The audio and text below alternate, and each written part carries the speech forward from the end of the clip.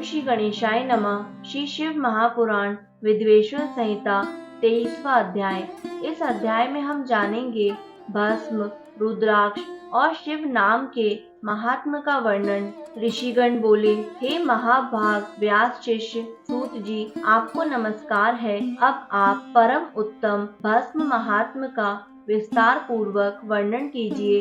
भस्म महात्म, रुद्राक्ष महात्म तथा उत्तम नाम महात्म, इन तीनों का परम प्रसन्नता पूर्वक प्रतिपादन कीजिए और हमारे हृदय को आनंदित कीजिए। सूत जी बोले, हे महर्षियों, आप लोगों ने बहुत उत्तम बात पूछी है। यह समस्त लोगों के लिए हितकारक विषय है। आप लोग महाधन्य, पवित्र तथा अपने कुल के भूषण स्वरूप हैं। इस संसार में कल्याणकारी परम देव स्वरूप भगवान शिव जिनके देवता हैं, ऐसे आप सबके लिए यह शिव की कथा अत्यंत प्रिय है। वे ही धन्य और कृतार्थ हैं। उन्हीं का शरीर धारण करना भी सफल है और उन्होंने ही अपने कुल का उद्धार कर लिया है। जो शिव की उपासना करते हैं, जिनके मुख में भगवान शिव का नाम है, जो अपने मुख से सदा शिव शिव इस नाम का उच्चारण करते रहते हैं, पाप उनका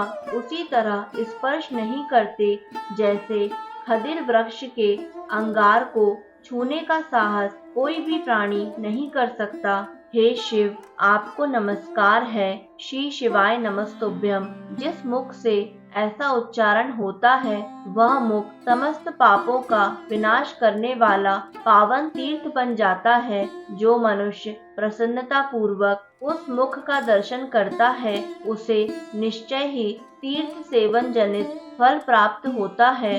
हे ब्राह्मणों, शिव का नाम विभूति अर्थात भस्म तथा रुद्राक्ष, ये तीनों त्रिवेणी के समान परम पुण्य वाले माने गए हैं। जहाँ ये तीनों शुभतर वस्तुएं सर्वदा रहती हैं, उसके दर्शन मात्र से मनुष्य त्रिवेणी स्नान का फल पा लेता है। जिसके शरीर पर भस्म, रुद्राक्ष और मुख में शिव नाम, ये तीनों नित्य विद्यमान रहते हैं, उसका पाप विनाशक दर्शन संसार में दुर्लभ है। उस पुण्य आत्मा का दर्शन त्रिवेणी के समान ही है।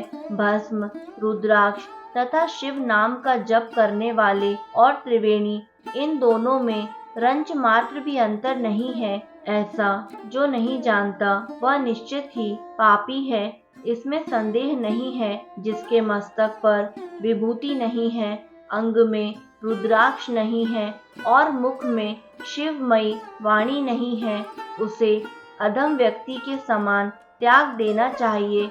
भगवान शिव का नाम गंगा है, विभूति यमुना मानी गई है तथा रुद्राक्ष को सरस्वती कहा गया है। इन तीनों की संयुक्त त्रिवेणी समस्त पापों का नाश करने वाली है।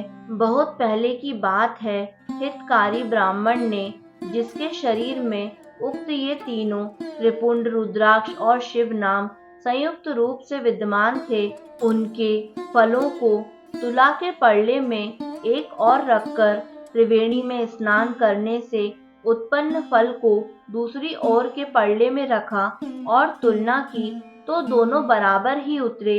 अतएव विद्वानों को चाहिए कि इन तीनों को सदा अपने शरीर पर धारण करें। उसी दिन से ब्रह्मा, विष्णु आदि देव भी दर्शन मात्र से पापों को नष्ट कर देने वाले इन तीनों रुद्राक्ष, विभूति और शिव नाम को धारण करने लगे। ऋषिगण बोले, हे सुव्रत, भस्म, रुद्राक्ष और शिव नाम, इन तीनों को धारण करने से इस प्रकार उत्पन्न होने वाले फल का वर्णन तो आपने कह दिया है, किंतु अब आप विशेष रूप से उनके महात्म का वर्णन करें। सूत जी बोले, ज्ञानियों में श्रेष्ठ, हे महाप्राज्ञ, हे शिव भक्त ऋषियों और विप्रों, आप सब सद्भक्ति तथा आदर पूर्वक उक्त भस्म, रुद्राक्ष और शिव नाम, इन तीनों का महात्म सुने। शास्त्रों, पुराणों और श्रुतियों में भी इनका महात्म अत्यंत गूढ़ कहा गया है। हे विप्रों, आप सबके स्नेहवश इस समय मैं उस रहस्य को खोलकर प्रकाशित करने जा रहा हूँ। हे श्रेष्ठ ब्राह्मणों, इन तीनों की महिमा को सदसद्विल लक्षण भगवान महेश्वर के बिना दूसरा कौन भली भांति जान सकता है। इस ब्रह्मांड में जो कुछ है वह सब तो केवल महेश्वर ही जानते हैं। हे विप्रगण, मैं अपनी श्रद्धा भक्ति के अनुसार संक्षेप से भगवान नाम की महिमा का कुछ वर्णन करता हूँ। आप सब लोग प्रेम पूर्वक उसे सुने। यह नाम महात्म समस्त पापों को हर लेने वाला सर्वोत्तम साधन है। शिव इस नाम रूपी दावानल से महान पातक रूपी पर्वत अनायास ही भस्म हो जाता है। यह सत्य है, इसमें संशय नहीं है। हे शौनक, पाप मूलक जो नाना प्रकार के दुख हैं, वे एकमात्र शिव नाम भगवान नाम से ही नष्ट होने वाले हैं। दूसरे साधनों से संपूर्ण यत्न करने पर भी पूर्णतया नष्ट नहीं होते हैं।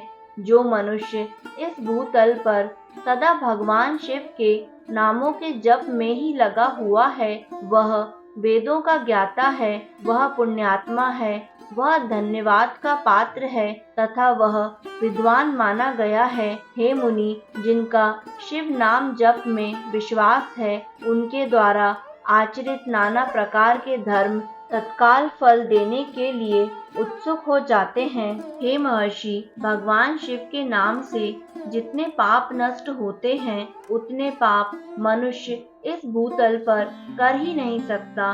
हे मुनि, ब्रह्म हत्या जैसे पापों की समस्त अपरिमित राशियां शिव नाम लेने से शीघ्र ही नष्ट हो जाती हैं। जो शिव नाम रूपी नौका पर आरूढ़ होकर संसार समुद्र को पार करते हैं, उनके जन्म मरण रूप संसार के मूलभूत वे सारे पाप निश्चय ही नष्ट हो जाते हैं। हे महामुनि, संसार के मूलभूत पातक रूपी वृक्ष का शिव नाम रूपी कुठार से निश्चय ही नाश हो जाता है। जो पाप रूपी दावानल से पीड़ित है, उन्हें शिव नाम रूपी अमृत का पान करना चाहिए। पापों के दावानल से दग्ध होने वाले लोगों को उस शिव नाम अमृत के बिना शांति नहीं मिल सकती। जो शिव नाम रूपी सुधा की वृष्टि जनित धारा में गोते लगा रहे हैं, वे संसार रूपी दावानल के बीच में खड़े होने पर भी कदापि शोक के भागी नहीं होते। जिन महात्माओं के मन में शिव नाम के प्रति बड़ी भारी भक्ति है, ऐसे लोगों की सहसा और सर्वथा मुक्ति होती है। हे मुनीश्वर, जिसने अनेक जन्मों तक तपस्या की है, उसी की शिव नाम के प्रति भक्ति होती है, जो समस्त पापों का नाश करने वाली है। जिसके मन में भगवान शिव के नाम के प्रति कभी खंडित न होने वाली असाधारण भक्ति प्रकट हुई है, उसी के लिए मोक्ष सुलभ है। यह मेरा मत है। जो अनेक पाप करके भी भगवान शिव के नाम जप में आदर पूर्वक लग गया है, वह समस्त पापों से मुक्त हो ही जाता है, इसमें संशय नहीं है।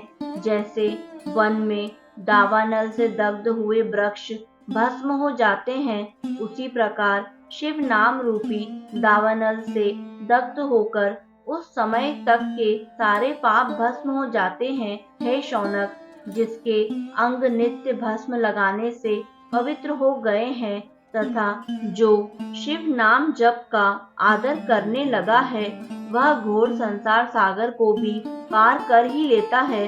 ब्राह्मणों का धन हरण और अनेक ब्राह्मणों की हत्या करके भी जो आदर पूर्वक शिव के नाम का जप करता है, वह पापों से लिप्त नहीं होता है, अर्थात उसे किसी भी प्रकार का पाप नहीं लगता है। संपूर्ण वेदों का अवलोकन करके पूर्ववर्ती महर्षियों ने यही निश्चित किया है कि भगवान शिव के नाम का जप संसार सागर को पार करने के लिए सर्वोत्तम उपाय है। हे मुनिवरों, अधिक कहने से क्या लाभ। मैं शिव नाम के सर्व पापहारी महात्म का वर्णन एक ही श्लोक में करता हूँ। भगवान शंकर के एक नाम में भी पाप हरण की जितनी शक्ति है उतना पातक मनुष्य कभी कर ही नहीं सकता।